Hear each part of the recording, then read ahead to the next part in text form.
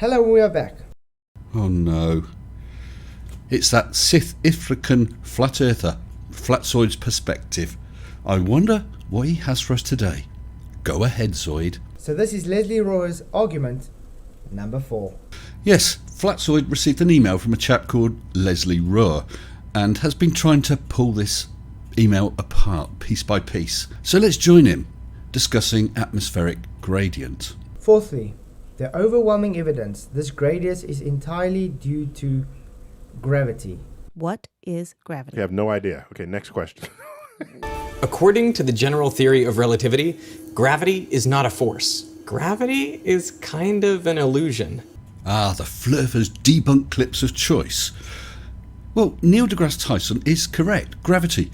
We don't know exactly what it is. We know the effect it has, we can measure it, we can make calculations, we can make predictions, but the actual mechanism we don't know yet. I don't see that's a problem. And the second guy is correct as well. It's a bit like centrifugal force. It's not a force. For instance, if you're driving along at a great speed and suddenly the car is steered violently to the left or to the right, you'll get flung to one side. You are not being pushed to that side. Your body's actually trying to carry on in a straight line, but the car is moving in the opposite direction, making it feel as though you're being forced to the side. It's an illusion. Professor Dave again. I want to tell you about Newton's second law. We learned about Newton's first law of motion, which tells us that an object will continue its state of motion unless acted upon by some net force. Oh, it looks like Professor Dave's just learnt something from me. In my example in the car, my body is trying to carry on in a straight line. I'm not being pushed against the car door. The car door is pushing me off of my straight course. The second law continues from there, describing what will happen if some net force is indeed present. The mass of my body moving in a straight line has inertia. In order to change the direction I'm moving, a force must be applied to overcome that inertia. That force is being applied by the car moving violently to one side and the door pressing against me. So we have two forces. We have my inertial force going straight forward and the car applying centripetal force. That's a greater level of force, so my body moves to the side with the car. Gravity is not a force. This law tells us that force is equal to mass times acceleration. This is summarized in the following equation, F equals ma. So let's change my example. Let's assume we've got a very high-sided vehicle and it's carrying a lot of weight, a lot of mass, high up. If we suddenly veered that vehicle to one side, that great mass and its inertia could overcome the force trying to turn the vehicle to the left or the right. The mass wants to carry on and the vehicle tips over. Or if it's a sports car and you take a corner way too fast, not only the mass of your body but the mass of the car could overcome that turning force and you would spin out. Gravity is not a force. Gravity is kind of an illusion.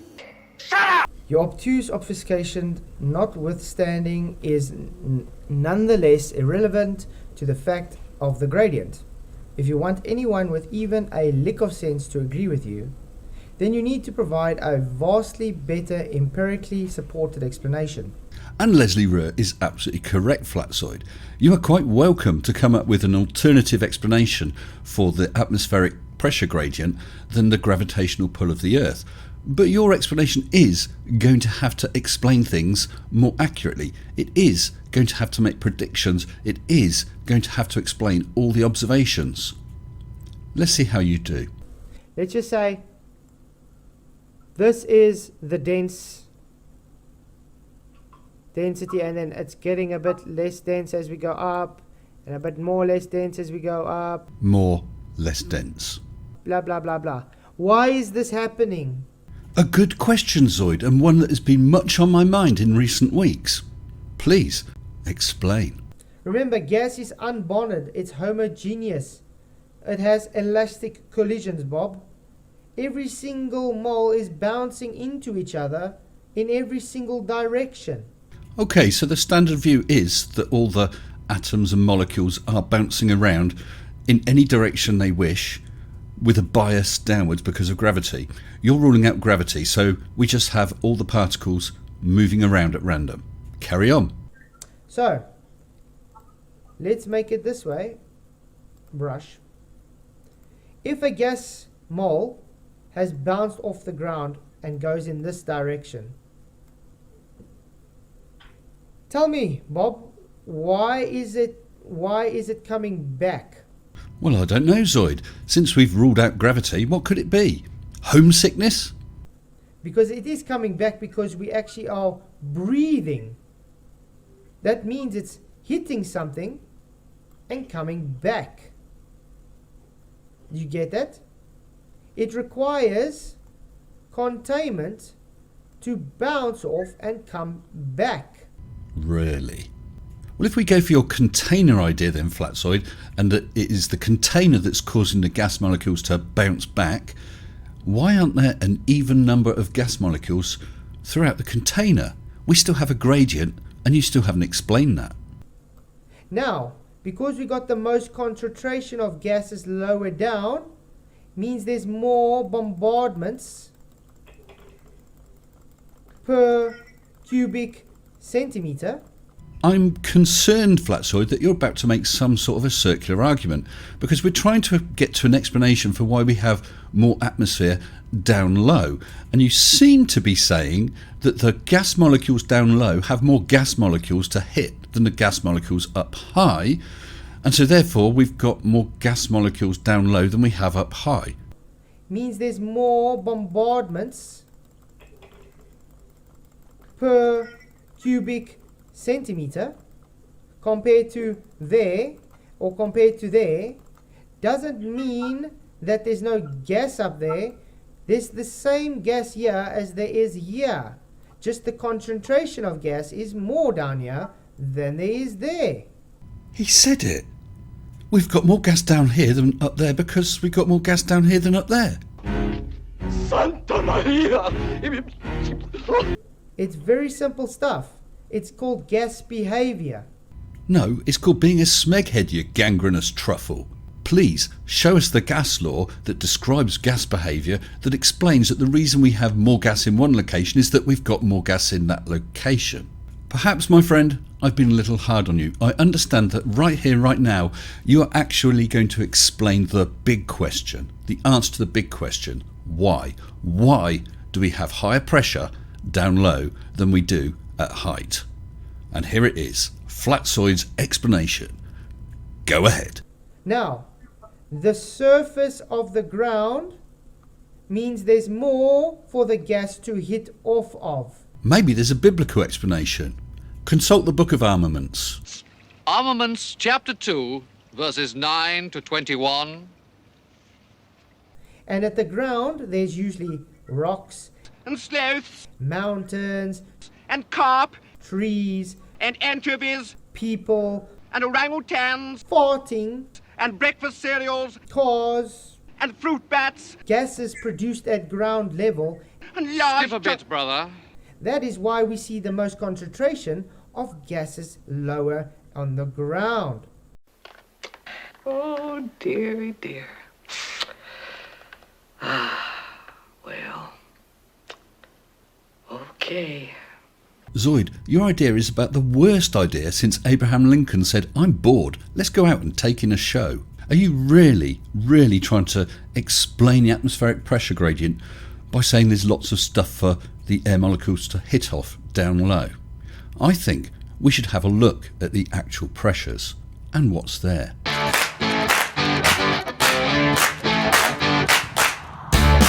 Come back! Come back! So here is my Mage balloon probe, and here, low down near to the ground, is where we have all your rocks and people and trees, etc., for all the air molecules to collide off of. The atmospheric pressure here is a little over 100,000 pascals. Let's go up higher where there's not so many anchovies and orangutans, etc., and see what it's like there. 8,848 metres. This is the height of Everest, the highest point on Earth. Our atmospheric pressure has dropped from just over 100,000 pascals to around 32,000. We're down to 1/3 of the atmospheric pressure. So why has the pressure been dropping? I suppose if you're in the vicinity of Everest, you could say there's less and less mountain for the air molecules to fit off, because mountains tend to be quite pointy. But then why should we have this same gradient on the other side of the world with a distinct lack of Mount Everests, and yet we get the same gradient of atmospheric pressure decreasing to this height? Well, let us not be downhearted, siblings. The total failure so far of your explanation, Zoid, is just the beginning. Let's carry on. Above this height there are no more objects, no more anchovies, no more breakfast cereals, no more orangutans, nothing, zilch, nada, nothing for the atmospheric molecules to hit off of until we reach your fabled dome. So therefore, above this point, the atmosphere should be at the same pressure. So we've come up to over 38 kilometres high. The pressure is down to less than 300 pascals. It started off at ground level at 100,000 plus. The pressure at this height is 0.003% of what it was at ground level. 99.997% of the atmosphere is below this height. It's staying down there despite not hitting any sort of container. I'm afraid, Flatzoid, that your upturned goldfish bowl theory of gas pressure has just gone pop. Like this balloon, but with a lot less style. Enjoy.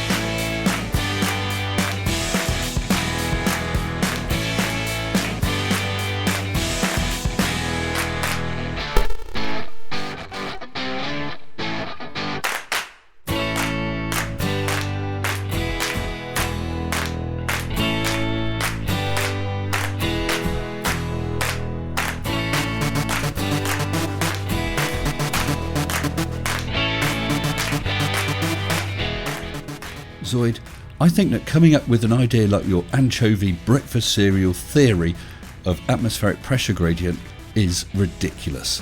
It should be a criminal offence. I'm a South African. You can clearly hear I'm a South African. Diplomatic community.